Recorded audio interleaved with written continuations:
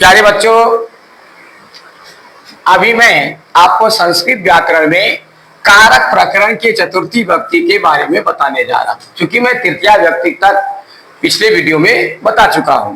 तो आइए अब चतुर्थी विभक्ति के बारे में बता रहा हूं कि किस तरह चतुर्थी विभक्ति का चिन्ह होता है। कर्ता ने कर्म को कर्म से संप्रदान को के लिए रे लिए, ठीक है, को के लिए रे लिए, ये संप्रदान होता है। किसी को दान करना है, किसी को देना है, तो कहां पर इसका प्रयोग होगा, कहां को रहने से कर्म कारक का प्रयोग हो जाएगा, कहां को रहने से हम संप्रदान कारक का प्रयोग करेंगे। इस चतुर्थी विभक्ति के अंतर्गत आपको यह समझाया जाएगा। तो आपको पता है कि कर्ता को ही प्रथमा, कर्म को द्वितीया, करण को तृतीया संस्कृत में, और संप्रदान को चतुर्थी कहा जाता है। संस्कृत में कर्ता कर्म करण को ही प्रथमा द्वितीया कहा जाता है। तो ये संप्रदान कारक को ही चतुर्थी विभक्ति कहते हैं। इसलिए पहला सूत्र है संप्रदाने चतुर्थी।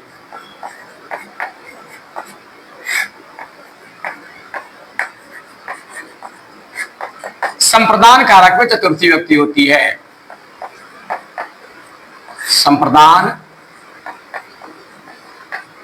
कारक में चतुर्थी विभक्ति होती है। यथा, जैसे है रामः पुत्राय फलम आनयति। फलम आनयति या नयति, ले जाता है। राम पुत्र के लिए फल ले जाता है। यहां पुत्र के लिए चतुर्थी विभक्ति है, के लिए, इसलिए इसमें चतुर्थी विभक्ति का प्रयोग किया गया। नंबर 2 है दानार्थी चतुर्थी।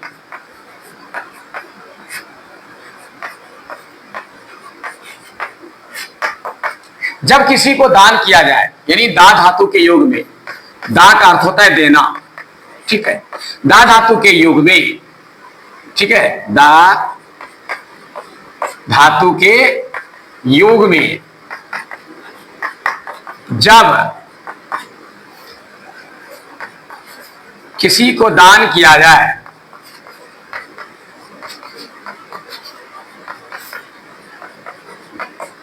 तो जिसको दान किया जाए, तो जिसको दान किया जाए उसमें चतुर्थी विभक्ति होती है। उसमें चतुर्थी विभक्ति होती है। जैसे विप्राय धनम ददाति।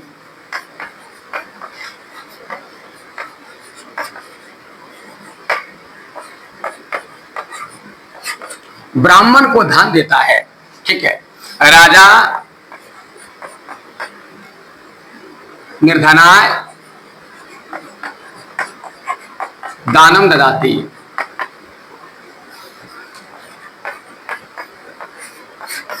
राजा गरीब को दान देते हैं। ये निर्धनाय जो है, दान कि जिसको दिया जा रहा है, मैंने कहा जिसको दिया जा रहा है, उससे चतुर्थी विभक्ति का प्रयोग होता है। नंबर 3 है नमः स्वस्ति स्वधा अलम वसत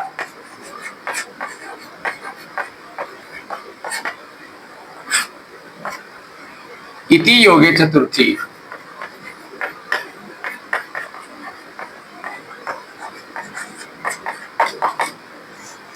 नमः होता है प्रणाम करना, जैसे गणेशाय नमः,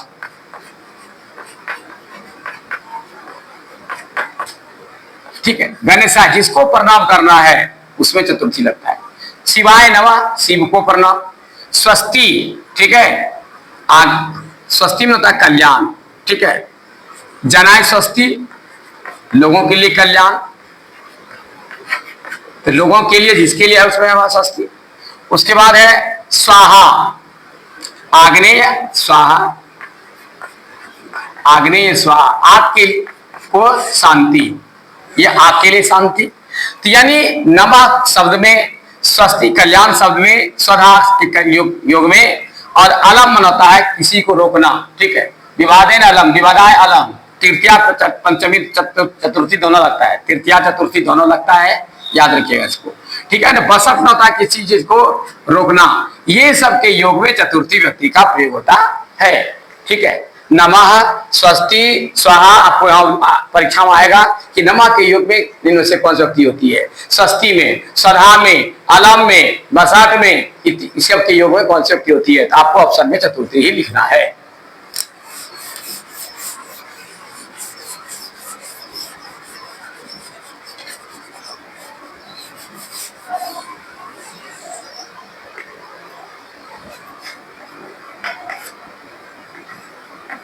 बलिहित सुख योगे चतुर्थी, बलिहित सुख योगे चतुर्थी। बलि में होता है त्याग, ठीक है, जैसे भूताय बलि, प्राणियों के लिए त्याग, ठीक है। हित, ठीक है, जनाहित, जनाहित, लोगों के लिए हित, ठीक है। हित के योग में चतुर्थी हो रहा है, बलि के योग चतुर्थी हो रहा है, सुख, ठीक है ना।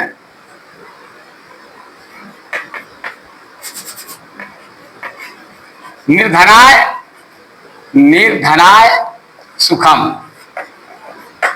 गरीब के लिए सुख, यानी सुख शब्द के लिए चतुर्थी, हित शब्द के लिए चतुर्थी, बलि शब्द के लिए चतुर्थी व्यक्ति का प्रयोग होता है। आपको पूछा जाएगा कि बलि हित और सुख के योग में इनमें से कौन सा होती है, या सिर्फ बलि पूछेगा, सुख या हित किसी बारे में पूछेगा, तो आपको चतुर्थी ही बताना है।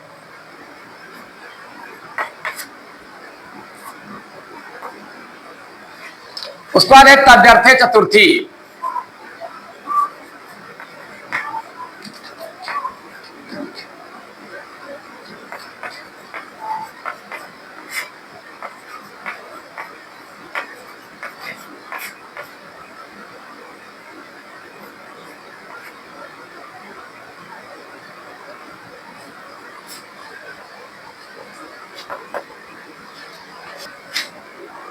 ताद्यर्थे चतुर्थी, जिसके लिए कोई कार्य हो, जिसके लिए कोई कार्य या वस्तु हो, तो उसमें चतुर्थी विभक्ति होती है।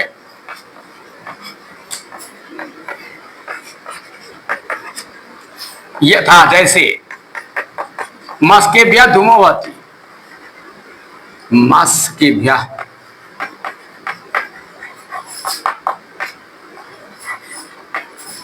धुआं भवती, मच्छरों के लिए धुआं होता है, ठीक है। जिसके लिए कोई वस्तु, तो मच्छरों के लिए हो रहा है, ठीक है। जिसके लिए कोई वस्तु हो या कोई पदार्थ हो या कोई कार्य किया जाए, ठीक है। धुआं जो किया गया, कार्य किया गया धुआं का करने का, किसके लिए, मच्छरों के लिए, ठीक है। आभूषणाय, आभूषणाय स्वर्णम, सोना किसके लिए है, आभूषण के लिए, ठीक है, आभूषण के लिए। इस तरह जिसके लिए कोई वस्तु या कोई कार्य किया जाए उसे चतुर्थी होती है। निवारणार्थ चतुर्थी,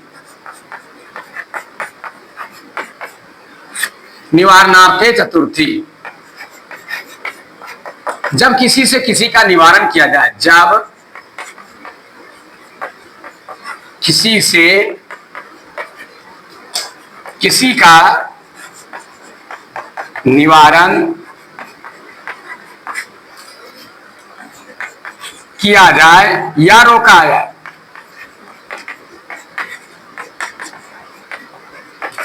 तो उसमें चतुर्थी विभक्ति होती है।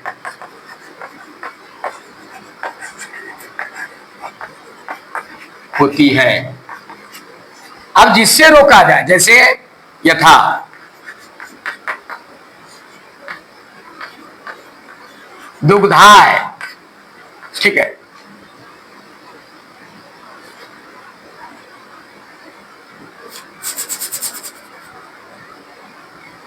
तो जिसके लिए किसी का निवारण किया जाए या जिससे किसी को रोका जाए। अध्याय पुस्तक,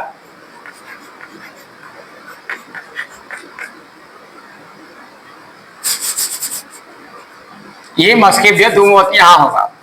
अध्ययनाय, अध्ययनाय पुस्तक, अध्ययन के लिए पुस्तक, जिसके लिए कार्य हो। आज यहां देखिए क्या है, मस्केभ्य धूमवती यहां पर होगा। मस्केभ्य धूमो भवती, ये उदाहरण यहां पर होगा। भूल हो गई, माफ करना, ठीक है। मस्केभ्य धूमवती, मच्छरों के लिए धुआं होता है, ये निवारण कर रहा है किसी का ना, मच्छर से निवारण कर रहा है, इसीलिए इसमें चतुर्थी का प्रयोग किया गया, ठीक है।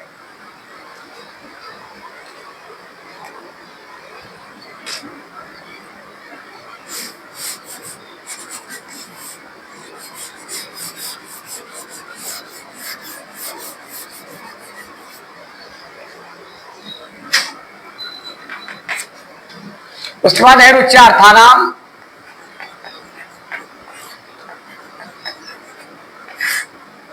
चतुर्थी।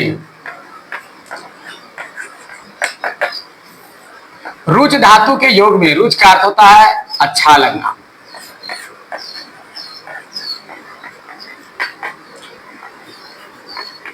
धातु के योग में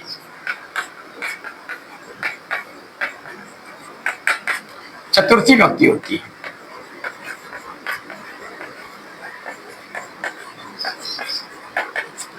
जैसे यथा, ठीक है। हरिये रोस्ते भक्ति, हरिये रोस्ते भक्ति, हरि को भक्ति अच्छी लगती है, ठीक है। यहां हरियम चतुर्थी विभक्ति है। रुच धातु के योग में, रोज से रोज बना है, इस धातु के योग में चतुर्थी विभक्ति का प्रयोग किया गया।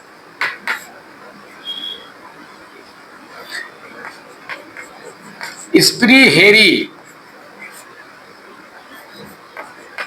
स्थिता,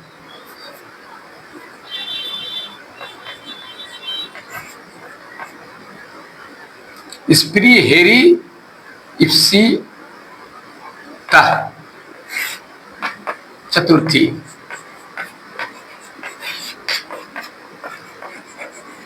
स्प्री धातु के योग में, स्प्री में होता है चाहना, धातु के योग में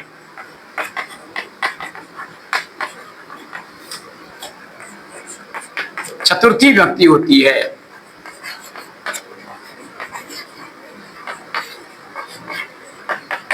यथा यानी जैसे, नेता पदाय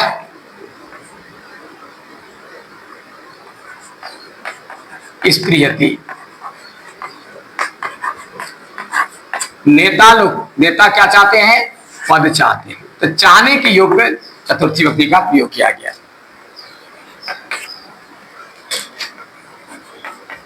धारे रुत मरना, चतुर्थी। धारी धातु के योग में, धारी में होता धारना, कार्य धारना,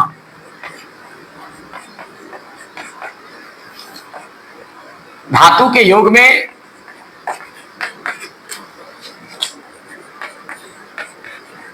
चतुर्थी विभक्ति होती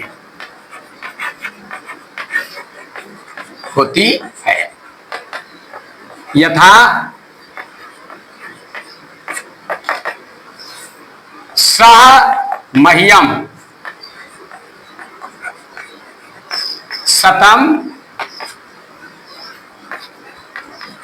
रूप्यकाणि धार्यति, वह मेरा 100 रुपया धारता है। अब देखिए धारी धातु, यहां धारी से धारा हुआ, यहां जिस, वह मेरा धारता, जिसका धारता है, धारी धातु के योग में, ठीक है, जिसका धारता है, ठीक है, जिसका धारता है, जिसका धारता है, तो किसका धार रहा है यहां, मेरा धारा, इसलिए मेरे में चतुर्थी व्यक्ति का, जिसका धारता है उसी में चतुर्थी व्यक्ति का प्रयोग होता है। तो प्यारे बच्चों, ये इंपॉर्टेंट जो सवाल था जो पूछा जाता है चतुर्थी व्यक्ति में, लगभग मैं सब आपको इस पर बता दिया। तब तक के लिए मुझे इजाजत दीजिए। धन्यवाद।